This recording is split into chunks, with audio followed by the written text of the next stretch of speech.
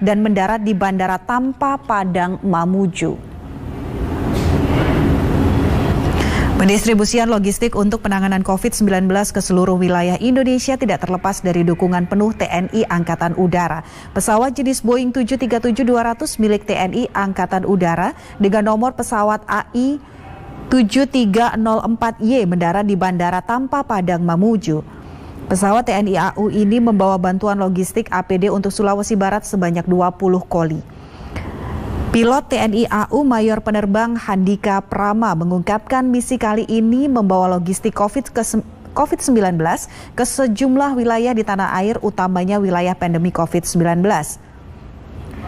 Sementara itu, Komandan Detasemen TNI Angkatan Udara di Mamuju Kapten Aswarman mengungkapkan pihaknya terus berkoordinasi dengan gugus tugas percepatan penanggulangan COVID-19 Sulawesi Barat dan kabupaten utamanya dalam koordinasi bantuan melalui jalur udara. Seluruh logistik bantuan melewati sejumlah prosedur protokol penanganan dini COVID-19, mulai dari pusat hingga daerah.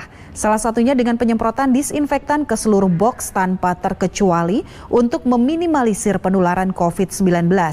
Penanganan juga didukung tim operasi lapangan gugus tugas percepatan penanganan COVID-19 Sulawesi Barat melalui tim reaksi cepat Badan Penanggulangan Bencana Daerah BPBD Sulawesi Barat. Demikian info terkini, dan untuk Anda yang ingin mendapatkan informasi terbaru tentang COVID-19, silahkan memindai QR Code yang ada di layar kaca TVRI. Saya Rina Fahlevi, kami akan kembali 1 jam mendatang. Terima kasih.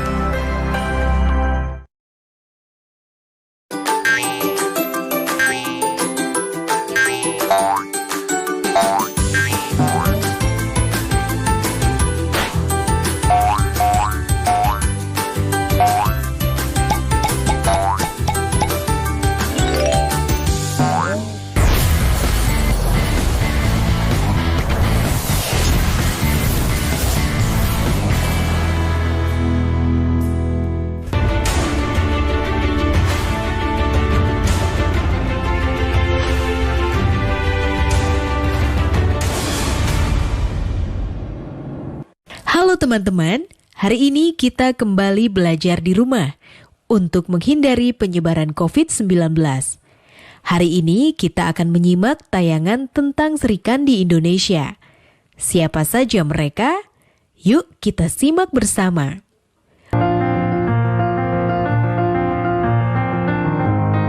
Hai teman-teman, kali ini kita akan mengenal lebih jauh tokoh pendidikan wanita asal Minahasa, Sulawesi Utara. Namanya Maria Walanda Maramis. Seperti apa perjuangannya? Ayo kita simak kisahnya. Maria adalah anak bungsu dari 3 bersaudara. Ia adalah adik kandung dari A.A. Maramis yang merupakan Menteri Keuangan pada masa awal kemerdekaan. Wanita yang lahir di Minahasa pada 1 Desember 1872 ini sejak usia 6 tahun telah menjadi yatim piatu. Maria dan kedua saudaranya kemudian diasuh oleh paman dan bibi mereka. Maria hanya mengenyam pendidikan sampai setingkat SD karena pada masa itu anak perempuan Minahasa tidak diizinkan mengenyam pendidikan lebih tinggi lagi. Namun Maria tidak pernah berhenti belajar dari orang-orang terpelajar di sekitarnya. Semangatnya untuk memajukan nasib kaum wanita terus tumbuh meskipun harus mendobrak tradisi. Menurut Maria, seorang ibu adalah inti dari sebuah rumah tangga yang juga menjadi inti masyarakat. Karena itu, seorang anak perempuan harus mendapatkan pendidikan yang lebih tinggi sama seperti laki-laki. Setelah menikah, Maria kemudian pindah ke Manado. Di kota inilah pada tahun 1917, Maria bersama beberapa temannya mendirikan organisasi percintaan ibu kepada anak temurunnya yang disingkat PIKAT. Awalnya organisasi ini adalah wadah perempuan Minahasa untuk mengatasi permasalahan sehari-hari. PIKAT kemudian berkembang pesat dan memiliki banyak cabang hingga ke Kalimantan dan Jawa. PIKAT juga mendirikan sekolah gratis bagi anak perempuan yang dikenal dengan nama Howis Home School PIKAT dan sekolah kejuruan putri lengkap dengan asramanya. Perjuangan Maria bahkan tidak hanya dalam bidang pendidikan. Ia adalah tokoh yang giat memperjuangkan agar wanita turut andil dalam dunia perpolitikan di Minahasa. Jasa dan peranan Maria hingga kini terus dikenang. Sebagai apresiasi, pada tahun 1969, pemerintah menganugerahkan gelar pahlawan nasional kepada Maria. Perjuangan Maria Walanda Maramis penting untuk kita teladani ya teman-teman. Maria Walanda Maramis salah seorang tokoh pendidikan wanita dari Minahasa. Meski hanya tamat SD, tetapi semangatnya untuk memajukan pendidikan wanita Indonesia sangatlah besar. Oleh karena itu, pemerintah Indonesia pada tahun 1969 memberikan gelar pahlawan nasional kepada beliau. Coba amati lingkungan di sekitar tempat tinggalmu.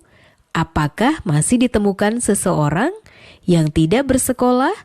Padahal orang tersebut masih dalam batas usia yang layak menerima pendidikan? Apakah masih ditemukan orang yang tidak mampu membaca atau menulis? Nah, kamu dapat membantunya. Anda dapat menjadi pahlawan di sekitar tempat tinggal Anda. Sekarang catatlah pertanyaan berikut dan tuliskanlah pendapatmu. Praktik baik apakah yang dapat diteladani dari tokoh Maria Walanda Maramis? Nilai karakter apakah yang dapat dipetik dari perjuangan beliau?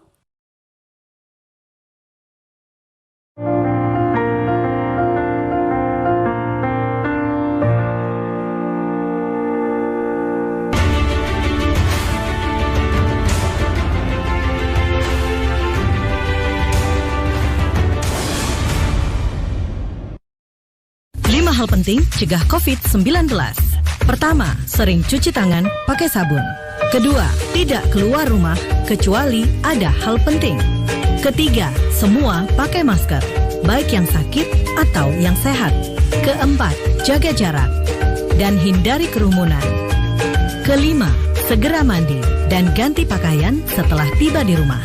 Iklan ini dipersembahkan oleh Kementerian Kesehatan Republik Indonesia. Tak ada yang lebih membanggakan dari menjawab keraguan dengan keberhasilan.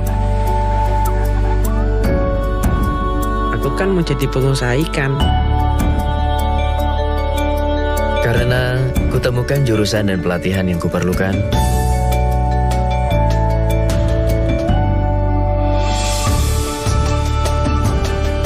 SMK, langkah awal sebuah keberhasilan. Jangan lupa ya, luangkan waktu untuk membaca. Nah, sudah membaca apa, Dek? Ini, Kak. Menanam.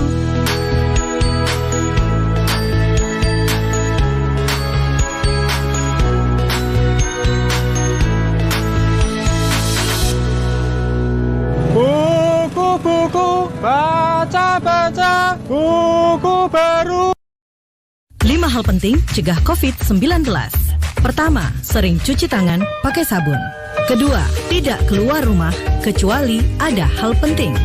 Ketiga, semua pakai masker, baik yang sakit atau yang sehat. Keempat, jaga jarak dan hindari kerumunan. Kelima, segera mandi dan ganti pakaian setelah tiba di rumah. Iklan ini dipersembahkan oleh Kementerian Kesehatan Republik Indonesia.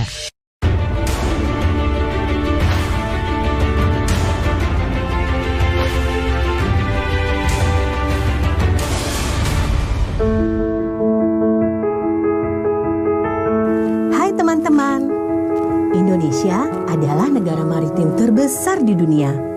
Dan ada satu fakta membanggakan tentang sejarah maritim Indonesia yang sangat seru ceritanya. Apakah kalian tahu, Laksamana wanita pertama di dunia berasal dari Aceh? Ayo kita simak kisah kepahlawanan tokoh yang satu ini. Namanya Kemala Hayati. Ia adalah pemimpin armada laut Kerajaan Aceh di masa pemerintahan Sultan Al-Mukamil yang memerintah pada akhir abad ke-16. Sebelum menjadi Laksamana, Kemala Hayati dipercaya memimpin armada Inong Baleh yang legendaris. Pasukan ini terdiri atas wanita-wanita janda yang suaminya gugur dalam pertempuran melawan Portugis. Sebagai titik pertahanan strategis, didirikan benteng yang dikenal dengan nama Kuta Inang Baleh. Hingga kini, kita bisa melihat bukti fisiknya di Teluk Krueng Raya dekat pelabuhan Malahayati di Aceh. Kemala Hayati diangkat sebagai Laksamana karena ketangguhan dan kesuksesannya dalam memimpin armada Inong Baleh. Sebagai seorang Laksamana, Kemala Hayati bertugas memimpin armada laut, mengawasi pelabuhan, dan mengawal diplomasi kerajaan Aceh dengan bangsa Eropa. Seorang nahkoda kapal Belanda mencatat, di bawah pimpinan Kemala Hayati, kekuatan armada laut kerajaan Aceh mencapai 100 kapal perang. Kapal-kapal itu bisa dinaiki 400 sampai 500 penumpang. Luar biasa bukan? Saat Belanda datang ke Aceh pada tahun 1599 di bawah Cornelis de Houtman dan hendak memonopoli perdagangan, Kemala Hayati tampil memimpin pasukan dan bertempur dengan berani. Kemala Hayati bersama pasukannya berhasil meluluh lantakan pasukan Belanda dan membunuh Cornelis de Houtman. Itulah salah satu kisah perjuangan Kemala Hayati. Sebagai apresiasi, pemerintah Republik Indonesia mengabadikan namanya pada sebuah kapal perang, yaitu KRI Malahayati. Dan pada tahun 2017, pemerintah resmi mengangkat Kemala Hayati sebagai pahlawan nasional. Senang ya, wanita pertama di dunia yang menjadi Laksamana ternyata dari Indonesia, tepatnya berasal dari Aceh. Sungguh luar biasa keberanian Laksamana Kemala Hayati dalam berperang sampai menewaskan pasukan perang Belanda Cornelis de Houtman.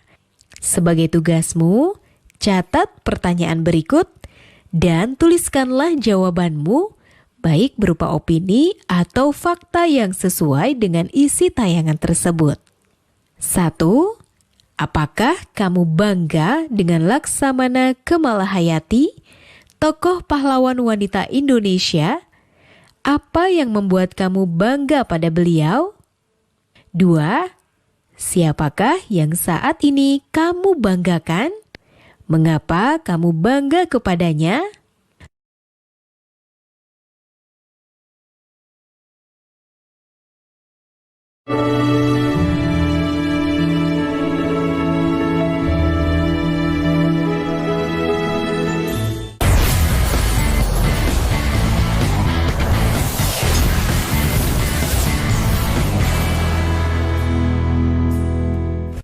Belajar dari rumah sangat menyenangkan. Iya ya, asik banget.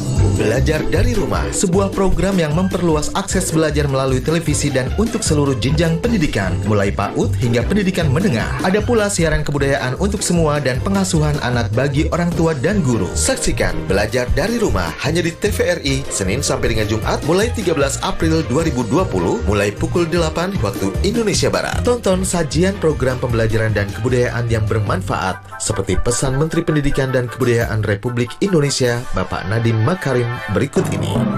Kementerian Pendidikan dan Kebudayaan terus mendukung pembelajaran jarak jauh dan memajukan budaya Indonesia di masa pandemi corona. Saksikan program Belajar dari Rumah untuk semua jenjang pendidikan, guru dan orang tua hanya di TVRI. Marilah kita bersama-sama belajar dari rumah. Informasi ini dipersembahkan oleh Kementerian Pendidikan dan Kebudayaan Republik Indonesia. Menari adalah nafasku, bagian dariku, bahasaku, bahasa yang begitu indah.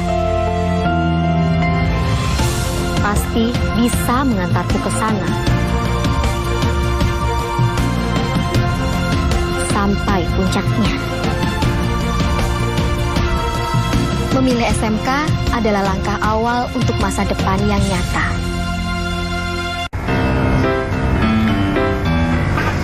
Rumah Belajar merupakan aplikasi yang luar biasa di saat pandemi COVID-19 sekarang ini. Pembelajaran online melalui Rumah Belajar bisa menjadi pilihan terbaik bagi anak-anak bangsa. Sahabat edukasi, dapat mengunduh aplikasi Rumah Belajar melalui Play Store dan kalian juga bisa berkunjung ke web belajarkemendikbud.go.id.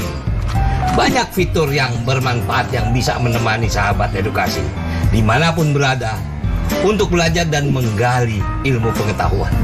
Selamat belajar dan tetap semangat. Rumah Belajar, belajar di mana saja, kapan saja, dan dengan siapa saja.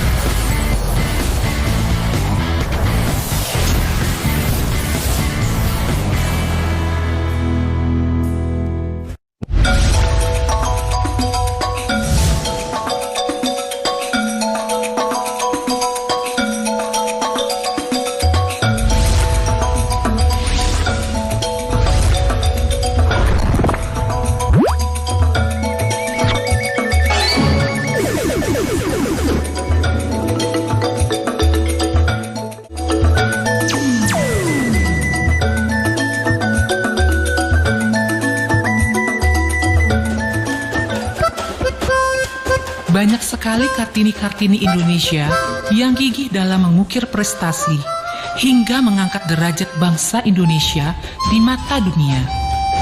Berbagai kisah dari para atlet perempuan Indonesia untuk mengibarkan sangsaka akan diceritakan melalui program ini. Tahun 1988, tahun bersejarah yang mencatatkan namanya sebagai salah satu peraih medali pertama bagi Indonesia. 3 Serikandi mendapat peringkat di bawah tuan rumah Korea Selatan. Siapa sangka medali tersebut justru diraih dari cabang olahraga panahan dan bahkan didapatkan oleh atlet-atlet yang namanya belum banyak dikenal. 3 Serikandi atau Trio Serikandi. Itulah julukan yang diberikan kepada 3 pemanah putri Indonesia yang berhasil membawa pulang medali pertama Indonesia. Mereka adalah Lilis Handayani, Nur Fitriana Saiman, dan Kusuma Wardani. Lilis Handayani, seorang wanita kelahiran Surabaya, Jawa Timur. Ia lahir pada tanggal 15 April 1965. Kejuaraan-kejuaraan lokal mulai diikuti Lilis sebagai langkah awal. Sampai ketika September 1982, ia mengikuti kejurnas panahan dan membawa pulang 4 medali emas. Dari situ namanya mulai dikenal lebih luas. Prestasi gemilangnya itu akhirnya mengantarkan ia menjadi wakil Indonesia dalam Olimpiade Seoul. Perempuan dari 3 Serikandi berikutnya adalah Nur Fitriana Saiman, Yana, begitu ia kerap disapa, sesosok perempuan tangguh dari Jakarta yang lahir pada tanggal 7 Maret 1962. Berhasil masuk 10 besar seperti membuka gerbang bagi kejuaraan-kejuaraan panahan yang ia ikuti selanjutnya. Hingga ia berhasil meraih medali perak dari SEA Games Manila dan SEA Games Singapura. Namanya kian melejit setelah ia berhasil menjadi pemanah peringkat 11 Asia. Tahun 1988, tahun bersejarah yang mencatatkan namanya sebagai salah satu peraih medali pertama bagi Indonesia. Kusuma Wardani, wanita kelahiran Makassar 20 Februari 1964 ini tercatat sebagai salah satu dari 3 Serikandi Indonesia. Menurut cerita Suma, panggilan akrabnya, pelatihnya tersebut kerap kali secara tiba-tiba meminta ia dan timnya itu berlatih. Uniknya, tempat latihan mereka bukan hanya di arena memanah, namun terkadang di sawah, di bukit, dan tempat tak terduga lainnya. Latihan dan kerja keras tersebut pada akhirnya terbayar dengan kejuaraan yang berhasil diraih 3 Serikandi tersebut. Kebanyakan orang beranggapan bahwa pembalap mobil formula itu hanya untuk pria saja. Tetapi wanita ini mematahkan anggapan tersebut. Alexandra, Ya, Alexandra dikenal sebagai satu-satunya pembalap perempuan asal Indonesia di kelas go-kart atau mobil formula. Bahkan Alexandra dikenal sebagai pembalap wanita pertama di Asia yang mengikuti kejuaraan hingga ke kancah internasional. Alexandra Nur Lutfia atau yang sering disapa Alexandra Asma Subrata adalah salah satu wanita kebanggaan Indonesia. Ia lahir di Jakarta 23 Mei 1988. Alexandra mulai populer sejak menjuarai kejuaraan nasional kart championship tahun 2002. Dari Alexandra, kita bisa belajar bahwa kita tidak harus berpatok pada gender atau usia jika kita ingin mengejar sesuatu. Jika membicarakan kompetisi lari gawang Indonesia, pasti tidak akan pernah lepas dari salah satu atlet kebanggaan Indonesia ini.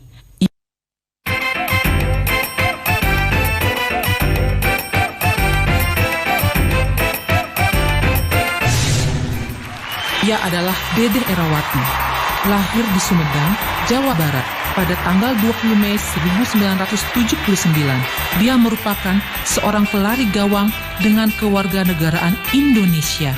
Sederet prestasi yang telah diraih Dedeh Erawati mengajarkan kita bahwa setiap ada kemauan dan tekad yang kuat dan disertai dengan usaha yang sama kuatnya akan menghasilkan sesuatu yang hasilnya memuaskan diri sendiri, teman, keluarga, dan negara Indonesia. Linswell Kwok, salah satu atlet yang telah mengharumkan nama Indonesia di bidang olahraga wushu. Gadis kelahiran Medan 24 September 1991 ini telah mengenal wushu sejak kecil. Gadis ini awalnya tidak menekuni salah satu olahraga yang mengandalkan fisik dan pikiran. Ia hanya mengikuti karena paksaan dari keluarganya saja. Tetapi itu semua berubah ketika ia menginjak bangku sekolah menengah pertama. Linswell baru menyadari ada hal yang menarik saat belajar wushu. Banyak gosip yang beredar tentangnya. Orang-orang percaya kemenangan yang Linswell raih karena status yang disandang kakaknya itu. Iwan Kwok, kakaknya yang sekaligus juga pengurus besar wushu Indonesia, sering menjadi wasit dalam pertandingan-pertandingan yang diselenggarakan, baik nasional maupun internasional. Padahal, kemenangan yang ia raih berkat hasil jeripayahnya sejak kecil dulu. Maria Natalia Londa, wanita kelahiran Denpasar 29 Oktober 1990 ini, memang sudah gemar melompat-lompat sejak kecil. Lompat jauh yang diajarkan saat mata pelajaran olahraga di sekolah dasar membuatnya ketagihan dan menjadikan itu sebagai hobinya. Karena hobinya itulah, Maria sering mengikuti lomba-lomba lompat jauh di berbagai turnamen. Medali emas yang ia peroleh sekitar 50 medali, ia pajang dalam lemari kaca buatan sang ayah.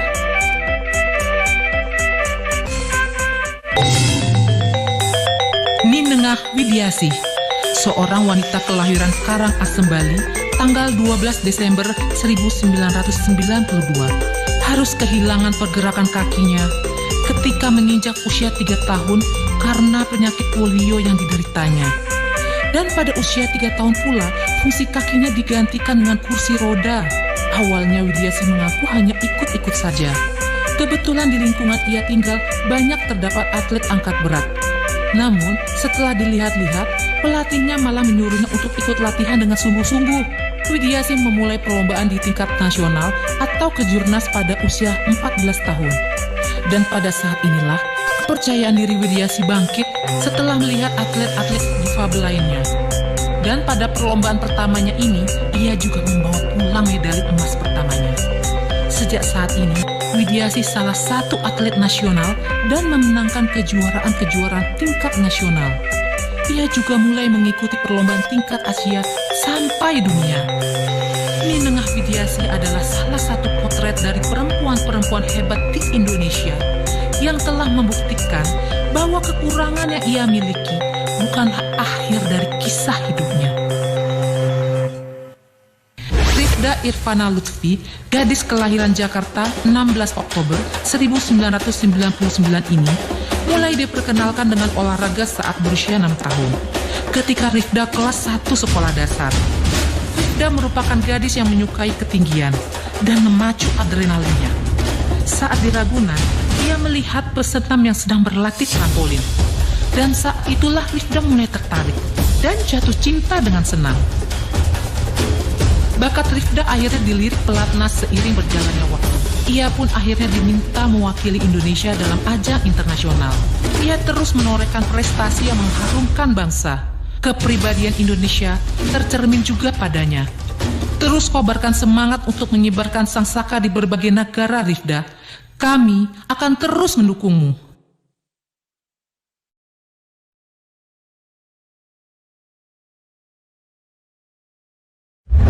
Iren Harisma Sukandar lahir pada tanggal 7 April 1992. Merupakan Grandmaster Catur Putri asal Indonesia. Ia meraih gelar Grandmaster wanita pertama di Indonesia saat usianya yang ke-16 tahun. Bagi kebanyakan orang, mungkin catur hanya sekedar kegiatan yang dilakukan untuk mengisi waktu luang atau bersantai.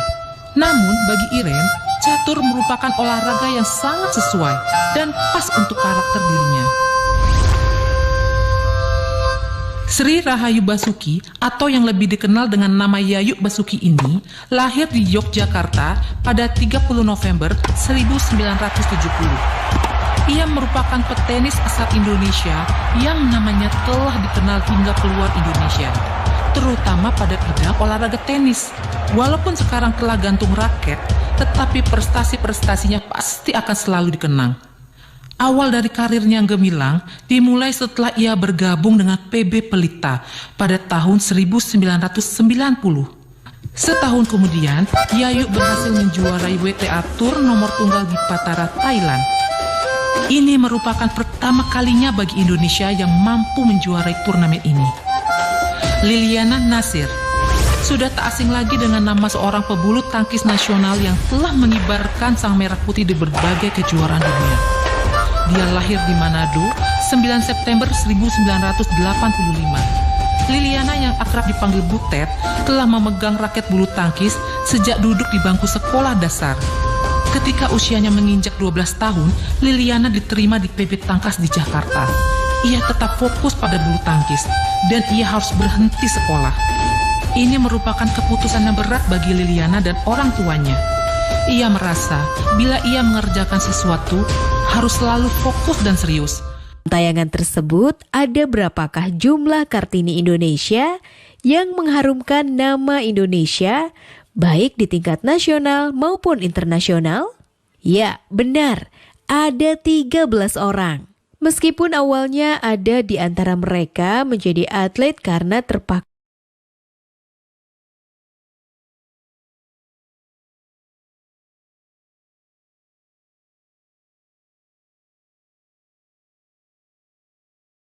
apakah atlet yang menarik perhatian dan menginspirasimu untuk berprestasi? Mengapa kamu mengaguminya? 2. Selain olahraga, bidang apakah yang kamu ingin tekuni? Usaha apakah yang kamu lakukan untuk meraih prestasi di bidang tersebut? Sekarang tetap belajar dari rumah ya teman-teman. Jaga jarak, rajin cuci tangan, dan pakai masker agar kita mencegah penyebaran COVID-19. Sampai jumpa!